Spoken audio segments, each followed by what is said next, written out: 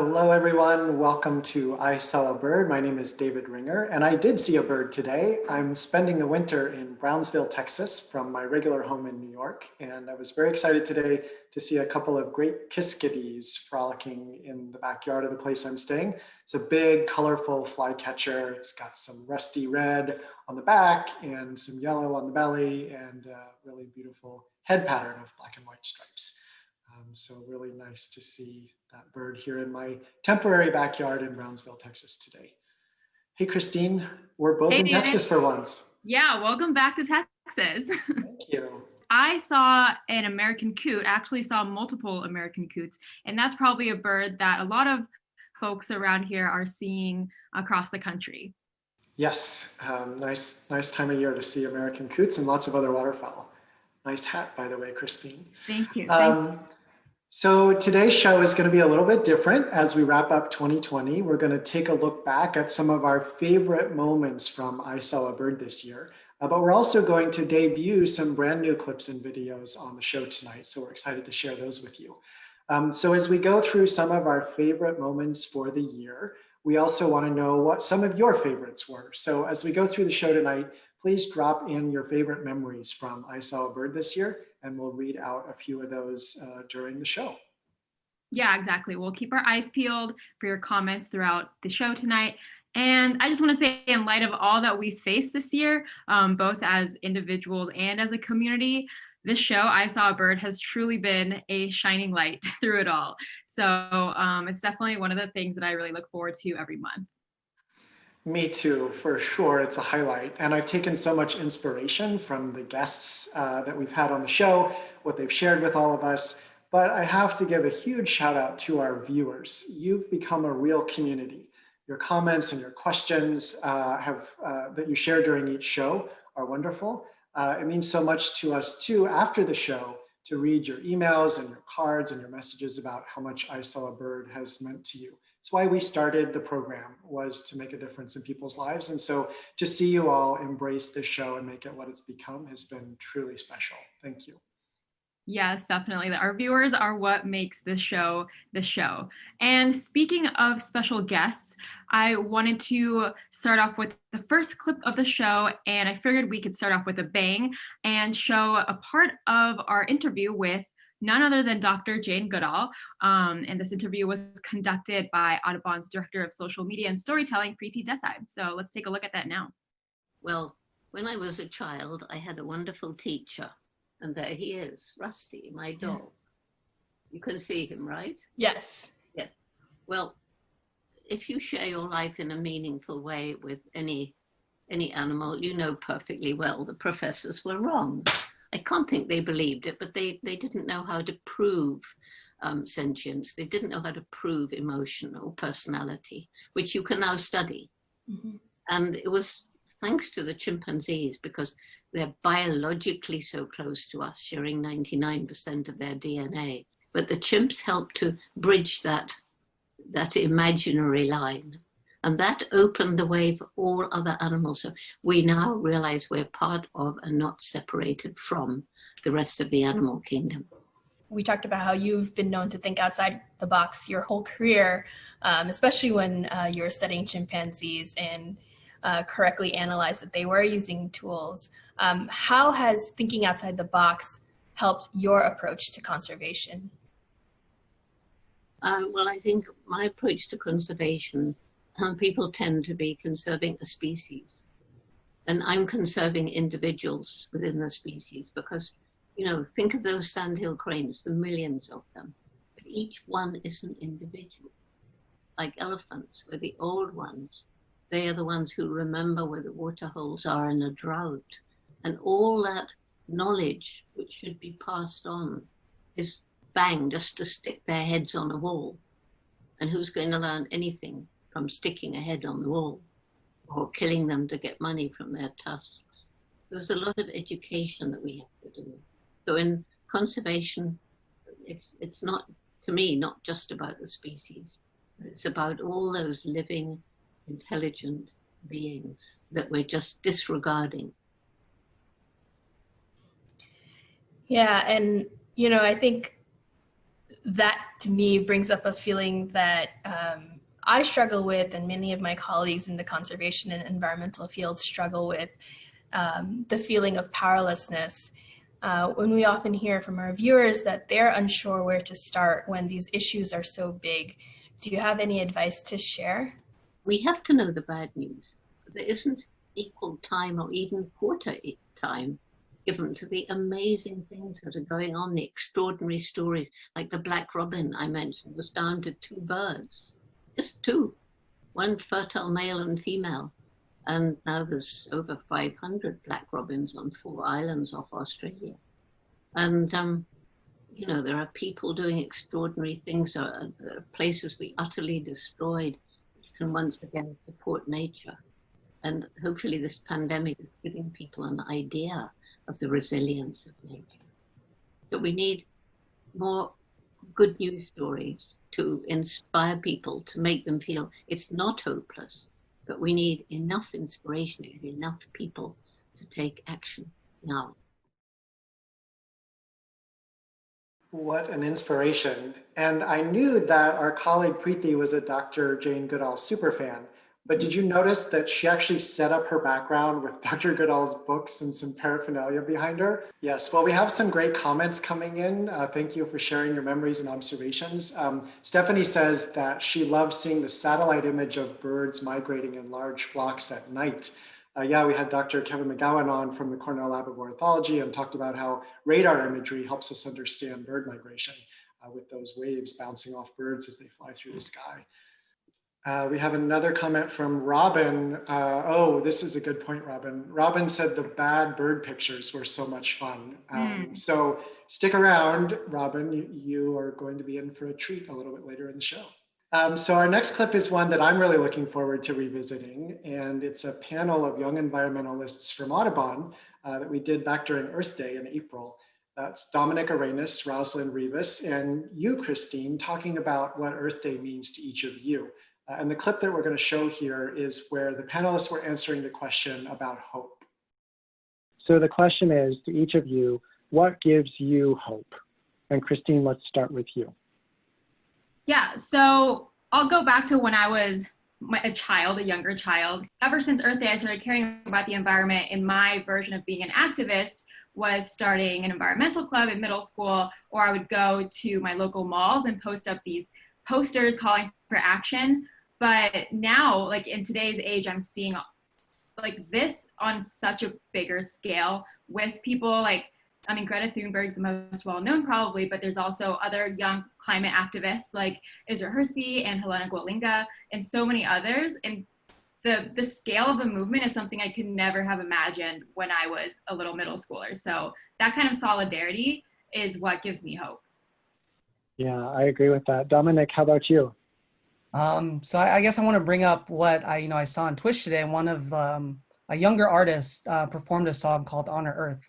And they, said, I will be there when the work is done and what I leave for my grandchildren. So I guess my hope is in, the people that I've talked to in the Audubon network and in on college campuses across the country in, those discussions already being had. And in 50 years from now, when we celebrate for the 100th year anniversary of Earth Day, I know that even the people after us, since Rosalind, myself, and Christine work at Audubon, but our college chapter people, I've gotten a chance to see the work that they've done. They're well informed about the environment, and I've seen them in action, planting native plants and talking to them about how even in a time when we're all isolated from each other, they're continuing to prepare for the future and putting in those seeds for a world where we can celebrate together again. So yeah, that's where my hope lies. Yeah. That's terrific. Yeah, and like many of you, like I've also been lucky to, since I was little, to get an exposure to like conservation. Like I would go to the Bronx Zoo like every other weekend. That's where my love of nature grew. And it gives me hope that we can have a lot of like child and education surrounding wildlife conservation for the future generations. And yeah, like Christine was saying, like there's just like such a great energy of of like the youth today, like going to the climate strike or just different marches, you can tell, you can feel that this is something that is so dear to our hearts, and we're not going to stop like fighting for it and trying to make a change in this world. So yeah, I definitely, like, my hope definitely lies in the work that we as a youth group are doing. So great. Well, since we filmed that in April, Rosalind has gone off to graduate school, and I think you'll hear a little bit more about what Dominic is up to later in the show. But Christine, this year has been challenging in so many ways, and that conversation with the three of you has been an inspiration to me throughout the year. And I see that one of our viewers named Diane said, "You young people give me hope." That's what gives her hope, is young environmentalists like all of you, which is wonderful. Oh, thank you. Thank you, David and Diane. It definitely brings me hope as well to be able to, share this time with all of you viewers for an hour each month. And this episode was definitely extra special because we got to share it with some of our other colleagues. I definitely couldn't have asked for better co-panelists. So I Saw a Bird has been a good platform for both sharing not just like the joy of birds, but also for discussing important topics. And these are including ones that have caused us to reckon with and also think deeply about our place at Audubon as an environmental organization. And earlier this year, I'm sure many of our viewers remember that a white woman called the police to report Christian Cooper, who identifies as a Black birder and is a New York City Audubon board member as well. And she did this after he asked her to follow Central Park protocol and keep her dog leashed in the Ramble, which is a protected woodland that provides habitat for 230 bird species. And this is clearly a blatantly racist act that for some might be shocking, but the reality is that Black Americans often face these dangers in outdoor spaces on a daily basis, and they're subjected to unwarranted suspicion, confrontation, and violence. So in the days after this incident, we invited journalist Brenton Mock onto the show to discuss his piece that is titled "The Toxic Intersection of Racism and Public Space," as well as his experiences as a Black birder. So we'll take a look at that right now. We can look at the environmental world at large. I mean, there's nothing that happens in the United States that does not have some political underpinning to it. I mean, we can look at the location and where this Cooper face-off started, right? In Central Park. Central Park used to be Seneca Village, which was a community that was 2/3 African-American and was 100% poor. Wealthy people decided that they wanted to just basically erase those people, erase Seneca Village out of the way so that they could have this park that, people walk and jog and walk their dogs, leash and unleash along today. That was a political act, right? So the very grounds that they were standing on were political. And anytime you go there, any of us go to Central Park, whether it's to watch birds or watch joggers or run or do yoga, you're standing on ground that was taken away from people, poor people, vulnerable people, in a political manner. So there's very little that you can do in the United States, given its racial background, given its classist background, given its sexist background. Very little that you can do, if anything, really, no matter what the hobby is, that does not have some political history to it. And if you don't want to deal with the political history, that's fine. But as we saw with this Cooper face-off, eventually the political history will deal with you. So you might as well have some kind of awareness about it. You posted your piece on Twitter, and you also shared that you are a Black birder.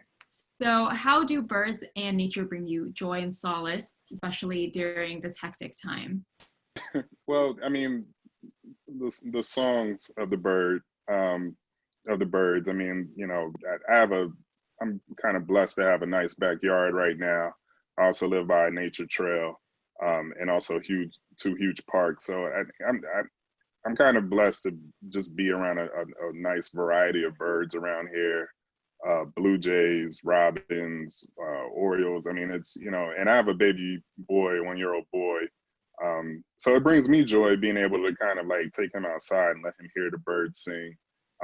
Sooner or later, he's going to read Maya Angelou's "I Know Why the Caged Bird Sings." I want him to know why the caged and the uncaged bird sing. That's wonderful. Do you have a favorite bird, Brenton?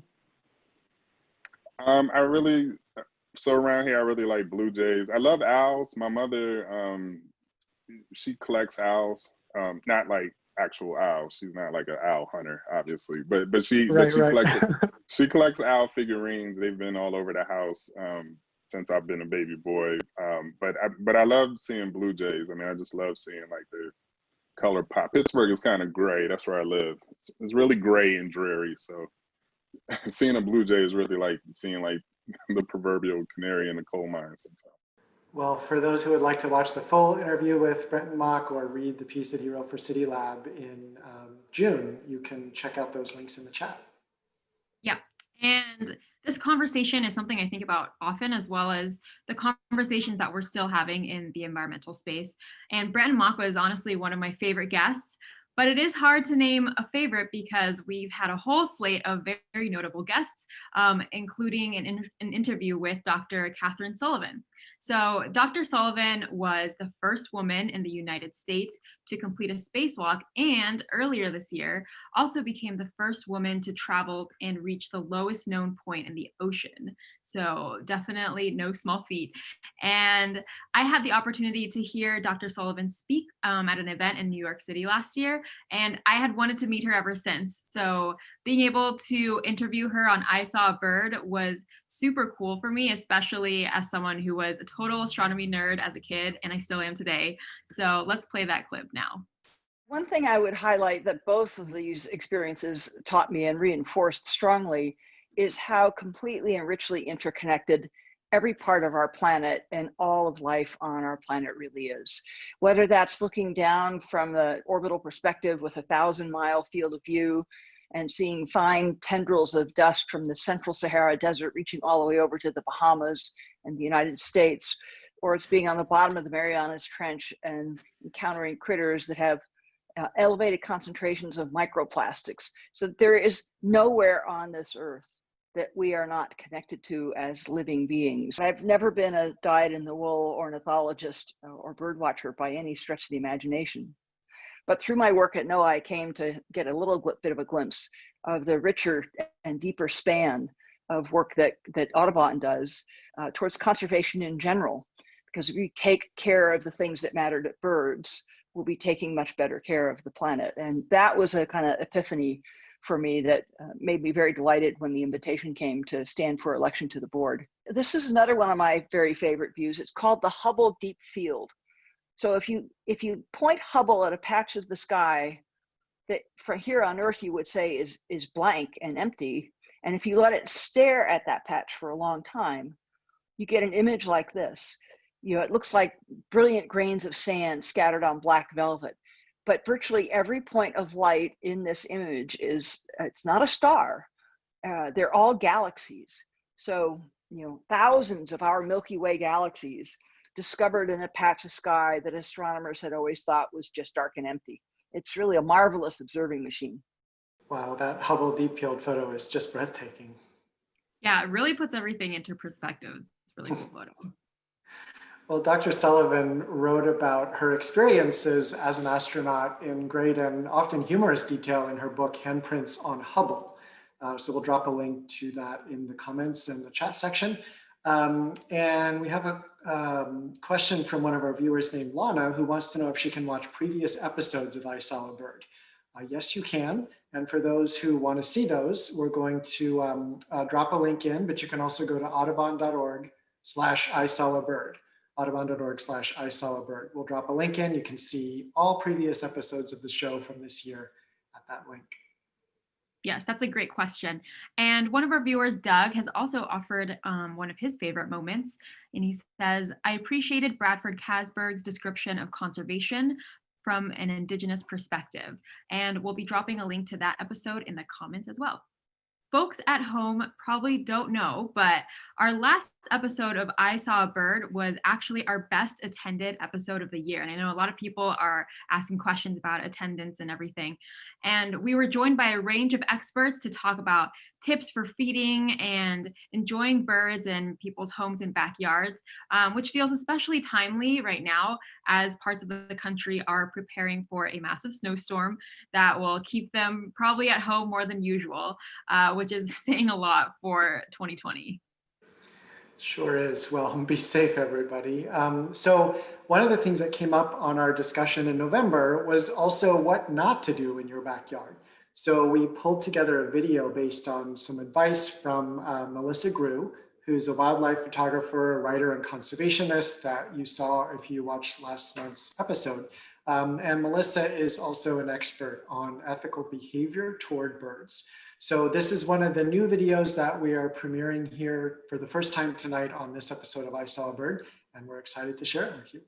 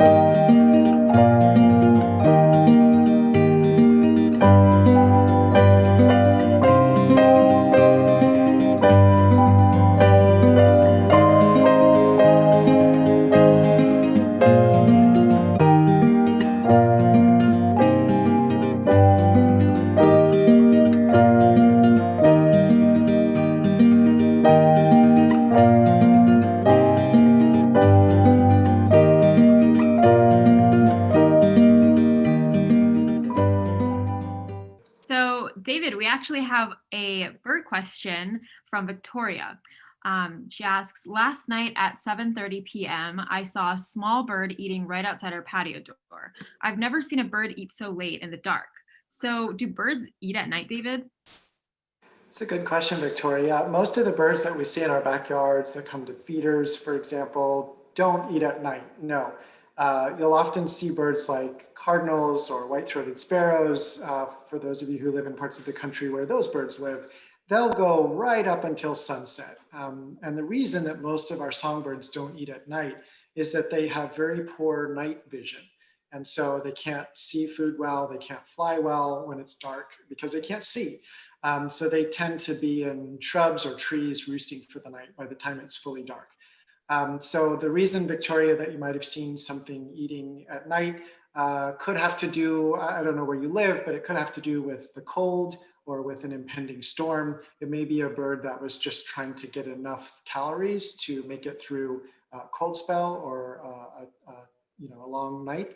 But yeah, that's an unusual thing. Most of the birds that we see at our feeders are going to be tucked up in their roosts by about sunset. Of course, owls, which we'll talk about a bit later, do eat at night, famously. But yeah, keep your questions coming. We hope that video was helpful. And if you have other questions about feeding birds or enjoying birds around the backyard, we'll drop a few of those questions in throughout the show. So Christine and I will do our best to answer. Keep them coming. Yeah. And our viewer Garrett shared that based on the last episode, I built a platform feeder to track specific birds. That's awesome, Garrett. That's great. So speaking of birds, also when are we not?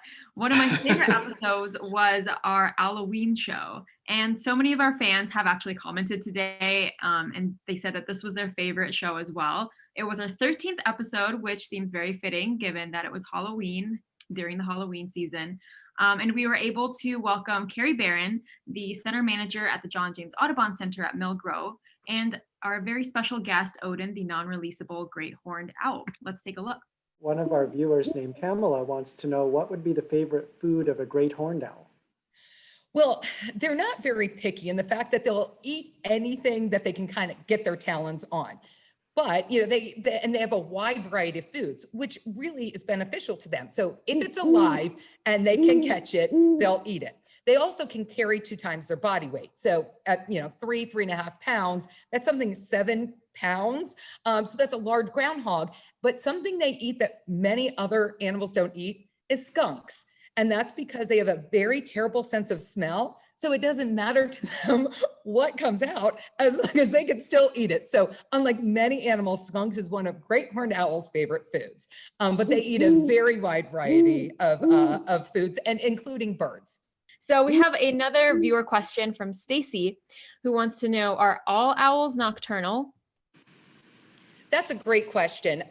They're not all purely nocturnal. If you are purely nocturnal, I'm obviously diurnal because I'm not good at night. But if you're purely nocturnal, you would literally be up all night and then during the day fully asleep.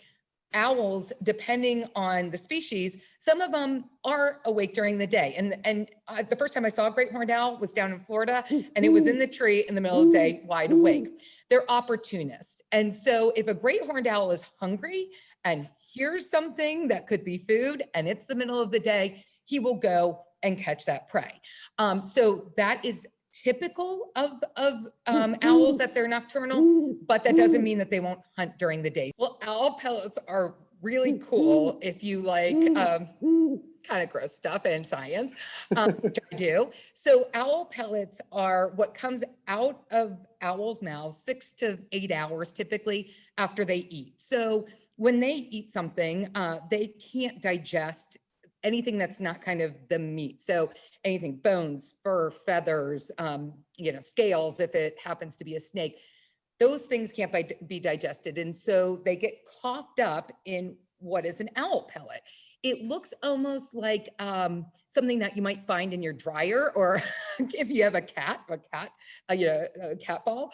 But inside of it are the bones and the feathers or whatever it ate. So it's really interesting because scientists use that to look at the biodiversity of an area. So if you know where owl pellets are, you can collect them and you can figure out sort of how, what is the proportion of small mammals versus, birds, etc. We only get mice pellets because that's all we feed our owls. But we have a regular supply, which is great when we're dissecting them and showing kids. So that's what an owl pellet is. It was so much fun. And I love what Carrie said, if it's alive and they can catch it, they'll eat it. It's a great quote. Well, non-releasable birds like Odin, who would not survive in the wild, but can live and be ambassadors at places like the John James Audubon Center, they play such an important role. Because for a lot of people, it may be the first introduction they have to the wonder of birds through a school program or a visit to an Audubon Center. Everybody's story about how they came to birds is different. Drop yours in the chat if you want to share. For a lot of birders, it's a particular bird, a spark bird, we call it. And for others, it's a connection to nature in a more urban environment. And for millions of people across the country this year, it's been being at home more, slowing down, listening to what's around us. Yeah, that's one of the things I love about birds. You can literally find them anywhere you are. So our viewer Virginia said, my cat is hiding because of the hooting from... That's great. Yeah. My dog is unfazed. We're also loving all of these bird questions, so keep them coming. Robin asks, I saw a downy woodpecker fly out of one of my nest boxes very early in the morning. Do birds use the boxes for shelter during the winter? David, I think you can answer this question. That's really observant, Robin. Yes, they do. So bird boxes, of course, simulate the cavities and holes that develop in trees as they age. And so when we put out boxes, then birds that nest in holes in trees have a similar environment to nest in. It's very successful for bird conservation. But yes, in the winter, when birds are not nesting, some small birds will actually go into those houses or in nature into cavities in trees to stay warm and roost at night. So certainly small birds like downy woodpeckers, chickadees, bluebirds, and sometimes they'll actually pack several birds into a box at once where they can keep each other warm as they make it through the night in that sheltered space. Great observation. Cool. We've got another question from a viewer named Elizabeth who wants to know where birds go in the snow and how they get water when everything is frozen. So it's a good question. You know, when we're experiencing a storm, like some parts of the country are now, birds tend to perch in the interior of trees or shrubs where they're sheltered from the wind and the precipitation. Or for some of those cavity nesting birds we were talking about, they may find a hole in a tree or your birdhouse in the yard to go into while the storm goes on. But most birds that live in areas that get snow in the winter are able to then go about their business when the storm is past. So they're able to continue to find food and carry on with their lives, even with the snow there. And the farther north you go, the more specialized birds are to live with permanent snow. Some grouse, for example, grow special little appendages on their toes that act like snowshoes and help them walk around in the snow. And then the question about where they get water, I'm remembering this beautiful image, I believe from the Audubon Photography Awards a few years ago, that shows a bird hovering at an icicle to get a drop of water melting off the icicle. You'll also see birds congregate on roads where there's melting that happens, after a snow. Robins or cedar waxwings or something like that, all gathering around these puddles that form where there's enough sun to melt a little bit of the snow. So birds don't need to drink as much as we do. We have to drink a lot of water, obviously, but birds can get by with a little bit less. So they'll look for those melting icicles or little melted spots of snow along the road. That's really cool. I just learned something new, David. And our viewer Lori shared a really sweet story. Our 8-year-old son got us all super into birds when he was only 3 years old. Wow. He would sit and read bird field guides every night. I love that. And Margaret shared, my daughter's second birthday party, the party favors were owl pellets. Today, she is an evolution biologist specializing in jellyfish. That's so cool. Thank you both for sharing stories. So now let's go all the way back to the first I Saw a Bird episode. And our first ever special guest was SNL star Melissa Villaseñor, who has a love for art and a certain family pet bird. And we were super honored to welcome Melissa to the show. But not only was she a guest on I Saw a Bird, she also did an Instagram live video with Dr. John Roden, who's Audubon's Senior Director of Bird-Friendly Communities. So we thought we'd show you a clip from that today, since I'm sure many of our viewers might have not seen that yet. I don't know if you saw my bird wall, but this was from when I used to do my bird watching Wednesdays. Yeah, go full on nerd, someone said. Go full on. I am happy to go nerd. And you know what, Melissa? I can take your bird wall and raise your bird wall, because I have a bird wall too. Ooh! I'm gonna draw also. Yeah, you're drawing, aren't you? What are you gonna draw for us today? I'm gonna draw a bird that we had growing up, a yellow canary. There is sort of a misapprehension. I don't know. There's that the Canary Islands are named for the canary, right? But it's actually the other way around. The canary bird was named for the Canary Islands, and the islands actually were named for dogs. You told us you saw acorn woodpeckers and mourning doves. Are there any other birds you've been seeing around your home as we've been embarking in summer? All I know is the Anna's hummingbird. I know the blue jay, scrub jay. Okay, I'm showing off here. This is all I know. You are. I'm impressed. Red-tailed hawk. That's a long story to tell you why I really love flamingos. I love that, and I'm glad I wore pink for you then. Yes. Thank you. I appreciate that. I don't know what they do. You're looking very flamingo-ish. Yes. It's lovely. I saw that you had a flamingo on your bird wall. Yeah, I do have the flamingo right there. Yeah. Very nice. Yes.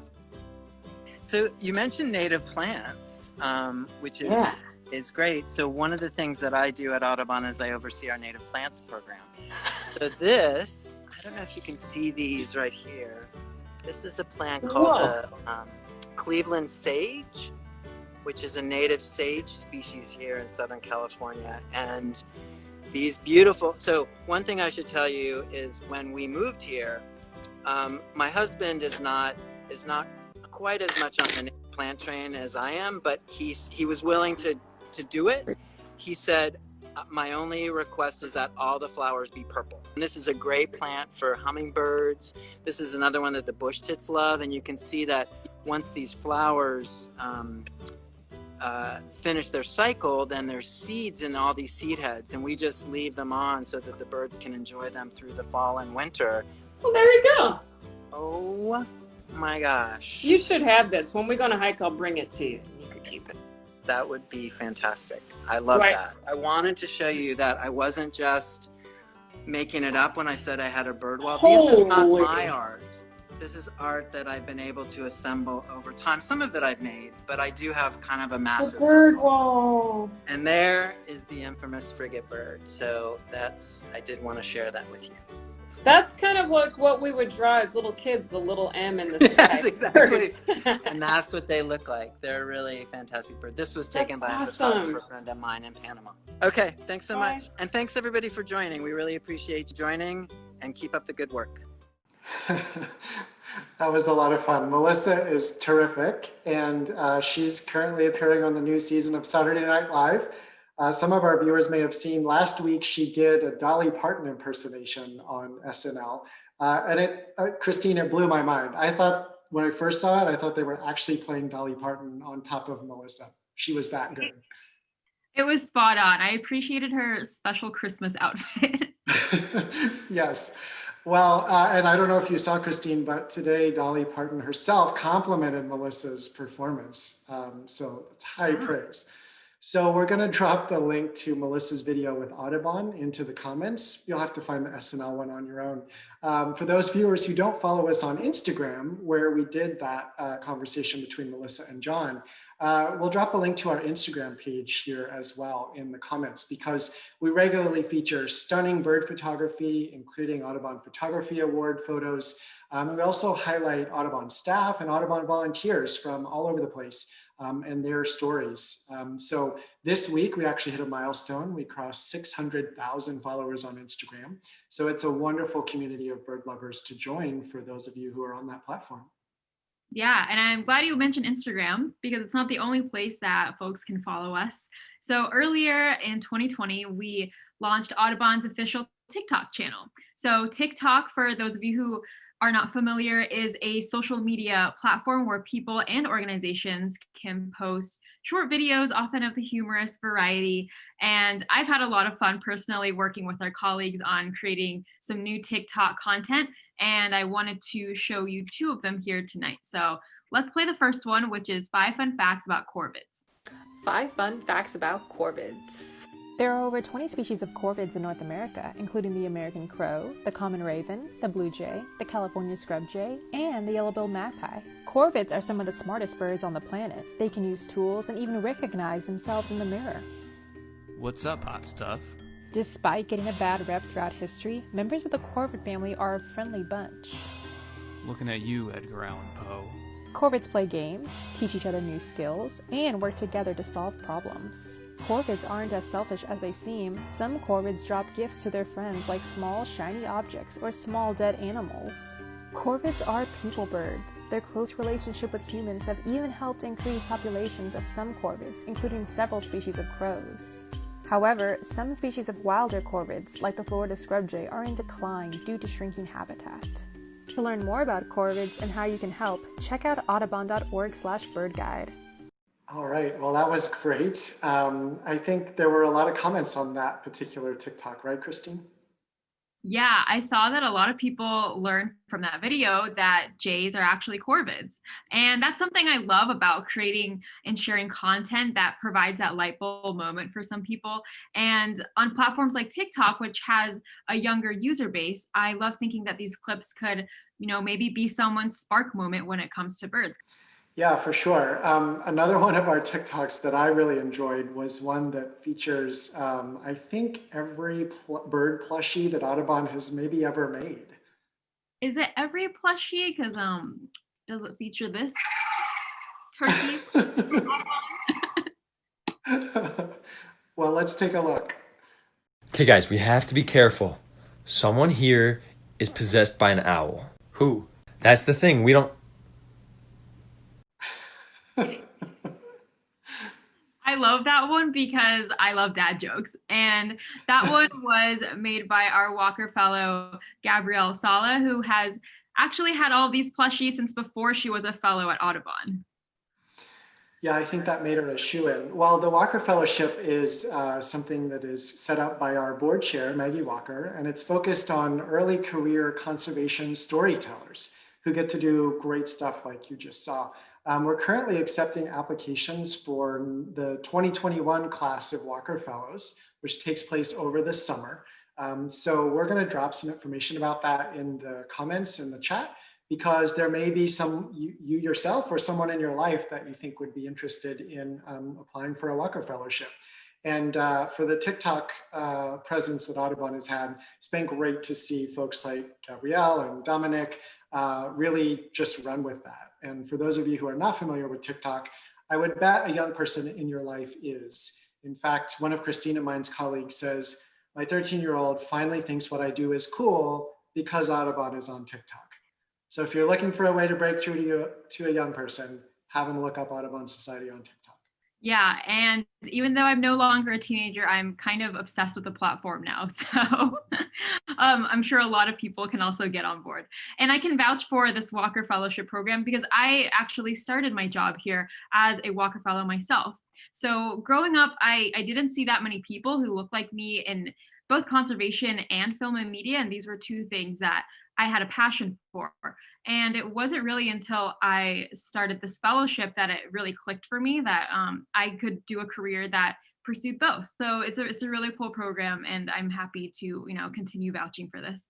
And let's go on to more viewer questions. So Trish wants to know which bird is behind me on screen right now. That's a great question, Trish. It is an osprey. And Michael asks, if I see a group of corvids at my feeder, such as blue jays, are they probably the same immediate family? Michael, it's very possible. A lot of corvids, including crows, jays, and ravens, do tend to hang out in family groups. So it'll depend a little bit on the time of year, the species of bird, but yeah, very often these are going to be birds that are related to each other, parents and offspring, maybe aunts, uncles, cousins, that sort of thing. And they form these family groups and in some cases keep similar territories year round. I think a lot of our viewers probably know that corvids are some of the most intelligent birds. They're able to perform complex tasks and remember things. In fact, there's this really cool long-running field research program that shows that crows can remember individual human faces. And so this has been tested by researchers, for example, wearing masks that the birds learn to recognize. And then when they go out without the mask, the birds don't react in the same way. So they're tight-knit family groups. They're really intelligent. They communicate with each other, and they're very aware of what's happening in the environment around them and are able to do all kinds of cool reasoning feats to get to food and survive. So yeah, probably seeing a family of birds where you are, Michael. Yeah, corvids are so cool. So we have another corvid question from a viewer named John. I have a question, he says. Today I seemed to see two black crows mimicking each other. Do they mate for life? A lot of larger birds like crows, and then certainly when you get up to things like hawks and eagles and swans, a lot of them will form multi-year partnerships. And so, we can call that mating for life, which will mean that, if one partner dies, then the partner will find a new mate. Sometimes though, they'll have a multi-year partnership and then for whatever reason, go their separate ways. People, for example, in New York City who watch red-tailed hawks have sometimes seen this happen where there's a multi-year partnership and then one year the pair splits up, finds new mates and carries on. So, what you saw today or this week could have been a mated pair of crows for sure. It could also have been another family combination who were maybe doing the same thing in source of food or even learning from each other. Great question. So keep them coming. We've got another comment from an Audubon Facebook fan named Jeffrey. Jeffrey says, I love tuning into the show this year. I had been bird watching and doing bird photography since my mid-teens. Hey, me too, Jeffrey. And this show has been informative and inspiring. Thanks. The guest speakers were awesome to watch and listen to, and that we were able to get legends in this field, including Jane Goodall, was nothing short of amazing. I will not stop assisting in the fight to keep our wildlife safe, intact, and inform others to do the same. Jeffrey, thank you so much. That's really wonderful, and we deeply appreciate your commitment to birds. Okay, so we are going to drop a link in the chat. If you want to take action at home, so Jeffrey's talking about taking action for birds, right? If you want to take action, you can go to audubon.org/takeaction. Pretty simple, audubon.org/takeaction. And you'll see several ways that you can use your voice to speak up for birds as soon as tonight. Yeah, go check out that link. And well said, Jeffrey. So since working at Audubon, I've learned a lot more about birds, but I'm still in awe to this day by the breadth of the nerdy and birdie knowledge all of my colleagues have today, including you, David Ringer. I've learned a lot today. And one of the more fun segments that we've done is our Stump the Expert panel. And this is where we pulled up some of the hashtag worst bird pics that we could find on Twitter. And this is a hashtag popularized by the Inept Birder account. And we asked Ken Kaufman, Purvita Saha, and our very own David Ringer to try and ID them. So let's take a look at that now. Let's see what it is. And we do not know what the species is yet. So let's ask Ken to ID this first one. Okay. Well, I'm tempted to say that it's a space alien that's trying to shift into a different dimension, but actually there's a flash of yellow. It sort of suggests a flicker, the eastern form of northern flicker. Let's see what the tweeter says. Northern flicker. Ding, ding, ding. Great. Ding, ding. Great. Purvita, you're up. Oh, this one's this. Come on. At least it's centered almost. Is that a bird? I think it looks blue. I'm gonna lean heavily on habitat. We've got like some sort of shrubby field, forest edge, which I think indigo buntings like a lot. I'll go with indigo bunting, but I would love to hear what David and Ken think. It looks like the same color of blue as you get in like a slushy or a snow cone. So it could be that instead of a bird. Yeah, I don't think I have much to add other than wondering if maybe it's larger than it seems from the picture. Maybe a raptor or something, but let's see what we got. Oh. Ew, there's two of them. What? I only see one. Oh, I see it. It's in the bottom left corner. Amazing. Oh, yeah. Oh, wow. Yeah, way down in the bottom left corner. Okay, pressure's on me. No pressure, no pressure. All right. Oh, wow. And David, if you want, you can phone a friend, as in Ken or Purvita, if you need. Yeah, I feel like this might be a committee decision, but let's see what we're looking at. There's a chimney, so we're probably in a neighborhood, and we've got a tree growing near a house. Very small bird up near the top, pretty long tail. I'm tempted to say northern mockingbird, but the conifer, I'm not quite sure. Ken, Purvita, what do you think? I'm thinking American kestrel, even though it doesn't make sense with that tree. I think sometimes the correct answer is I don't know. That's a good answer. Let's see what we got. Oh! Sharp-shinned hawk. What? Wow. How? Wow, that brings back some stressful memories. But no, that was one of the most fun moments I've had on the show. That was a lot of fun. Yeah, and we thought it was so much fun and that you did so well, David, in the first round that we decided to surprise you with another live Stump the Expert for today's show. So I think it's a good thing you're 9 hours away from me, Christine. Yeah, well, we have a picture that we're gonna pull up right now, and let's see if we can stump David. Drum roll. All right, let me expand my screen here. Oof. All right, well, at least we can see the bird, unlike some of those other ones. It's silhouetted against the sky there. I'm thinking this, based on those tree leaves, which looks like something in the mimosa subfamily. Looks like we might actually be in Texas, Christine. This looks like a warm kind of tropical place. And so the bird's sitting out there on the edge of the branch, exposed, looking around. It's kind of at a funny angle, but we can see kind of a peaked head, not a sharp crest, but a definite dome there. A strong bill. The bill is not hooked. It's long and straight. And it looks like it's sitting up there looking around. I'm going to go with one of the kingbirds, maybe one of the kingbirds in Texas, like a tropical kingbird or a Couch's kingbird. It's a good guess. Let's see what it is. I don't know what it is.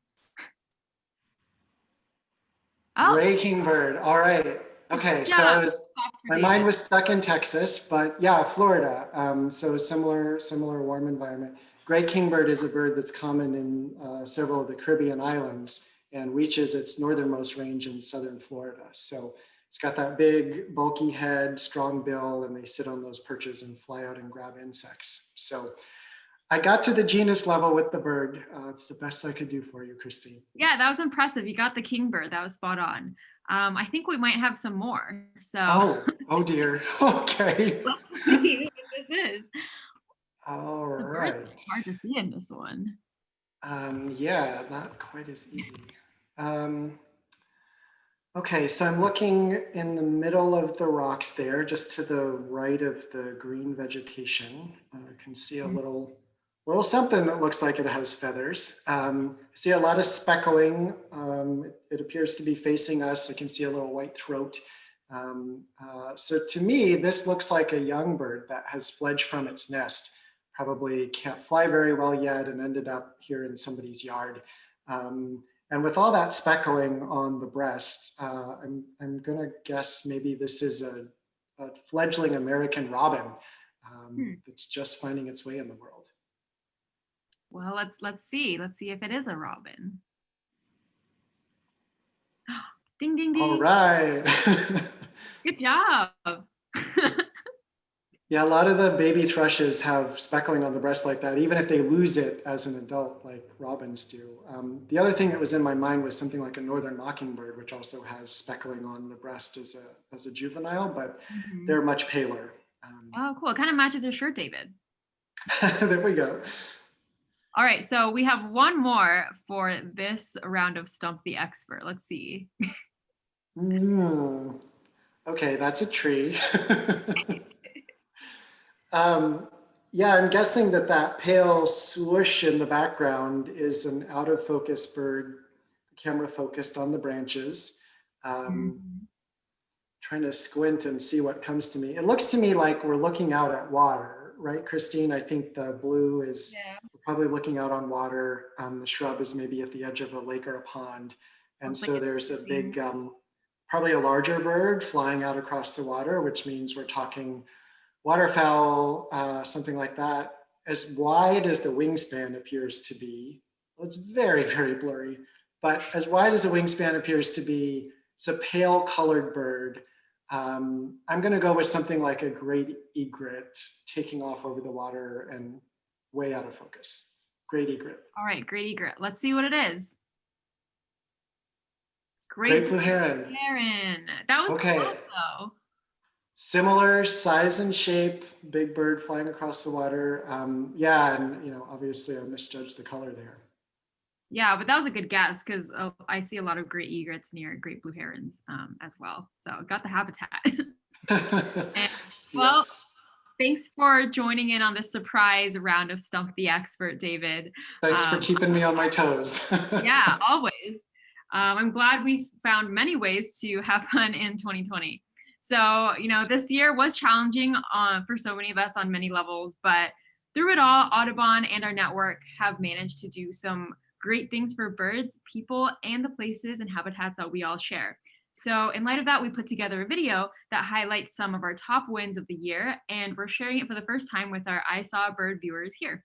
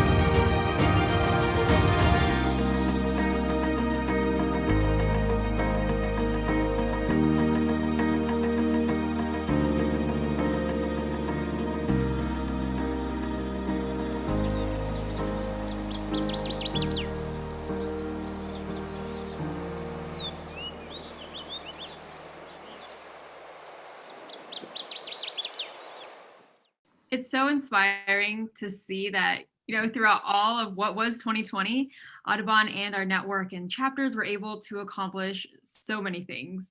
And we've also received a lot of comments today asking if I Saw a Bird will be continuing next year. And I'm excited to announce, drum roll, that I Saw a Bird will be back in 2021. Yay! And as we're working on shows for the last Wednesday of each month through June right now, we want to know, what do you want to see from us next year? So please leave your suggestions in the comment box and we'll keep our eyes out for them. And I also wanted to take a moment to thank the entire team behind I Saw a Bird. There's a whole group of people who, without the creative brains, wouldn't have been possible. So we're pulling up some names right now. Want to give a huge shout out to the incredible executive producer, Elizabeth Sorrell, our other co-producers, Preeti Desai, who you saw earlier, David Ringer, of course, and our CEO, David Yarnold. And thanks to Mike Fernandez for creating the awesome intros and outros that you see in each episode. And special thanks to our tech whizzes, Daniel Burns and Robert Quinn. And very special thanks to Estefania Palacio, Nick Mason, and Nicole Bush for all of your help. So this show would definitely not be possible without every single one of us on this team. So thank you all.